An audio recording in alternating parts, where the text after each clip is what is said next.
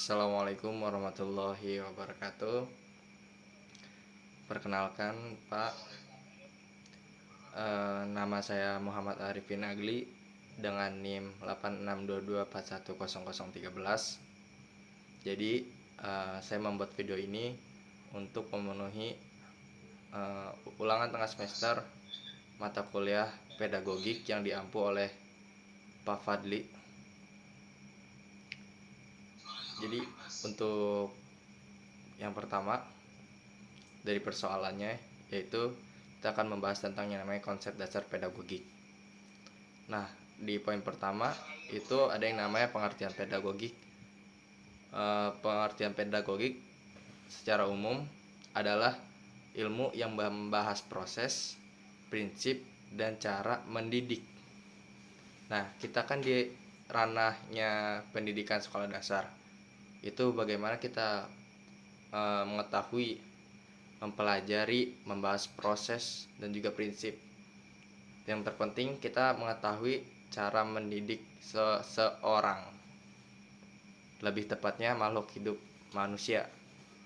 Nah, untuk yang kedua, pedagogik pendidikan dalam arti khusus dan arti luas, yaitu segala upaya kegiatan yang mendidik langsung untuk sadar untuk membantu perkembangan manusia, terkhusus di sekolah dasar. Kemudian mendidik, mengajar, dan melatih. Nah, ada sebuah perbedaan. Mendidik itu lebihnya ke membentuk karakter. Kalau mengajar itu memberi pengetahuan. Melatih itu membiasakan keterampilan tertentu, keterampilan khusus. Nah, di poin keempat, mengapa pentingnya pendidikan dan mengapa manusia memerlukan bantuan. Pendidikan itu sangat penting karena manusia lahir itu pastinya belum matang dan membutuhkan bantuan satu sama lain, simbiosis mutualisme, gitu kan. Ibaratnya seperti tangan dan juga mata. Ketika tangan yang sakit, mata yang nangis. Ketika mata yang nangis, tangan yang ngusap. Simbiosis mutualisme. Ya, jadi manusia itu memerlukan bantuan satu sama lain, membutuhkan bantuan untuk berkembang, belajar, menilai, dan yang paling penting bertahan hidup. Kemudian poin terakhir, jelaskan teori pendidikan dan praktik pendidikan dan mengapa kedua hal tersebut tidak bisa dipisahkan dalam dunia pendidikan. Nah, teori memberi dasar dan juga arah, ya. Praktik adalah penerapan nyata. Jadi teori memberi dasar dan juga arah itu keduanya nggak bisa dipisahin, karena teori tanpa praktik itu tidak berguna. Praktik tanpa teori tidak terarah, gitu. Jadi ibaratnya kita teori aja, itu lama-lamaan pusing. Terus tanpa praktik itu sebuah hal yang tidak dapat kita rasakan. Jadi ibaratnya itu memang kurang memuaskan, tidak full, gitu. Mungkin untuk bab 1 seperti itu. Nah, kemudian untuk bab kedua, bab pedagogik sebagai ilmu pengetahuan. Di poin pertama itu ada pertanyaan, jelaskan 5 fungsi dan tugasnya pedagogik. Nah, yang kita tahu pedagogik itu ada beberapa fungsinya. Salah satunya itu memahami proses pendidikan. Kemudian memberi arah kepada kita, mengontrol dan memberi kualitas pendidikan. Tugasnya itu merumuskan teori, prinsip, pedoman yang digunakan dalam kegiatan pendidikan.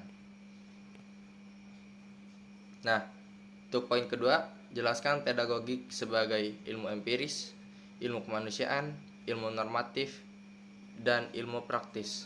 Nah, pedagogik itu sebagai ilmu empiris, yaitu berdasarkan pengalaman nyata, ya. Jadi pedagogik itu kembali ke tadi, teori harus dengan praktik. Kemudian pedagogik ilmu kemanusiaan itu bertujuan memanusiakan manusia. Ketiga, pedagogik itu ilmu normatif berlandaskan nilai dan juga norma. Keempat, ilmu praktis itu pedagogik digunakan dalam tindakan pendidikan. Kemudian untuk poin C atau poin ketiga, jelaskan pedagogik teoritis dan pedagogik praktis. Nah, untuk pedagogik teoritis itu kan pastinya teori, menjelaskan konsep, prinsip pendidikan. Nah, kalau misalkan pedagogik praktis itu adalah penerapan teori dalam proses pendidikan sehari-hari. Untuk poin yang terakhir, pedagogik teoritis dan pedagogik praktis, mengapa kedua hal tersebut tidak boleh dipisahkan dalam dunia pendidikan, dan apabila hanya salah satu yang berjalan, misalnya pedagogik teoritis saja, bagaimana dunia pendidikan yang akan terjadi ke depannya atau masa yang akan datang. Nah, untuk jawabannya itu memang tadi ya, praktik dan juga teori itu memang tidak bisa dipisahkan. Teori itu harus dibuktikan lewat praktik. Jika cuma teoritis, cuma teori, pendidikan itu menjadi sangat abstrak dan tidak menyentuh kebutuhan siswa. Kalau misalkan cuma praktis doang, itu pendidikannya jadi asal-asalan, tanpa arah gitu. Yang ada ya tidak berjalan lancar. Kita hanya melaksanakan, tapi tidak tahu ilmunya. Itu jawaban untuk bab kedua. Nah, kita akan menjawab yang selanjutnya, yaitu tentang landasan filosofis dalam pendidikan. Poin pertama, landasan filosofis dalam pendidikan di Indonesia berdasarkan kepada, dan sebutkan penjelasan 3 makna landasan tersebut. Oke. Untuk jawabannya, landasan filosofis dalam pendidikan itu berdasarkan 3 cabang filsafat. Yang pertama ada yang namanya ontologi, hakikat manusia dan realitas pendidikan. Kemudian ada yang namanya epistemologi, cara mendapatkan pengetahuan yang benar. Kemudian ada yang namanya aksiologi, nilai, tujuan, dan etika pendidikan.